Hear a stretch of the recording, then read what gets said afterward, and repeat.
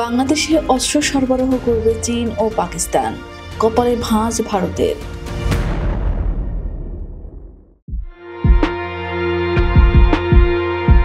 ঢাকার কূটনৈতিক এলাকার বাতাসে বসন্তের গন্ধ, তবে ডিপ্লোম্যাটিক জোনের শীতলতা যেন কিছুটা অন্যরকম। ল্যাম্পপোস্টের আলোয় ছায়া দীর্ঘ হতে থাকে, আর চীনা দূতাবাসের সাংবাদিকদের ভিড় থেকে সজাগ হয়ে ঢুকলেন রাষ্ট্রদূত ইয়াও ওয়েন। চোখে আত্মবিশ্বাস, টেবিলে রাখা নথি সরিয়ে তিনি বললেন, বাংলাদেশের জন্য চীনের দরজা উন্মুক্ত। আমরা সরাসরি অস্ত্র বিক্রির প্রস্তাব দিচ্ছি। এক মুহূর্তের নীরবতার পর ক্যামেরার শাটার ক্লিক। চীনের এই ঘোষণা যেন এক নতুন ভূ রাজনীতি সূচিত করে। এতদিন যা শুধু গুঞ্জন ছিল, তা এবার প্রকাশ্যে এলো। বাংলাদেশের ভূ রাজনীতি কি এবার পাল্টাতে যাচ্ছে? শেখ হাসিনা সরকারের পতনের পর ভারত ও বাংলাদেশ সম্পর্ক ক্রমাগত সংকটের সম্মুখীন হয়েছে।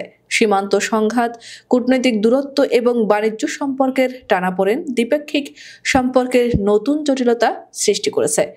এ পরিস্থিতিতে বাংলাদেশের নীতি নির্ধারকরা নতুন কৌশলগত অংশীদার খুঁজছেন এবং চীন সেই শূন্যস্থান পূরণের উদ্যোগ নিয়েছে। রাষ্ট্রদূত ইয়াও ওয়েনের বক্তব্য স্পষ্ট, চীনের অস্ত্র উচ্চ প্রযুক্তি সম্পন্ন, সাশ্রয়ী এবং বিশ্ব মানসম্পন্ন। আমরা বাংলাদেশের প্রতিরক্ষা সক্ষমতা বৃদ্ধিতে প্রতিশ্রুতিবদ্ধ।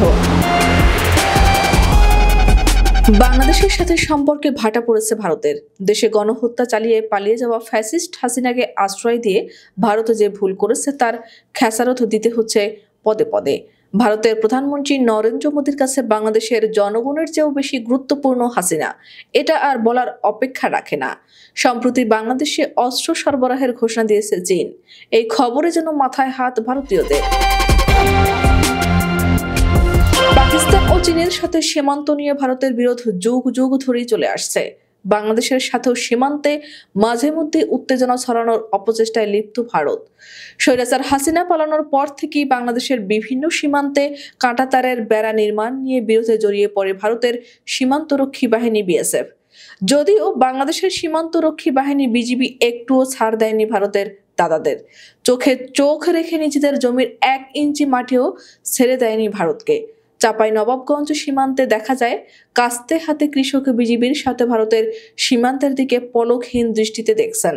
মনে হচ্ছে ভারতের বিএসএফ যুদ্ধে জড়িয়ে যাবে বাংলাদেশের সাথে। এসবের পরে হঠাৎ করে চীনের রাষ্ট্রদূত ইয়াও ওয়েন বাংলাদেশে চীনের তৈরি সামরিক অস্ত্র বিক্রির আগ্রহ প্রকাশ করেছে, যা নিয়ে চলছে রীতিমতো তোলপাড় অবস্থা।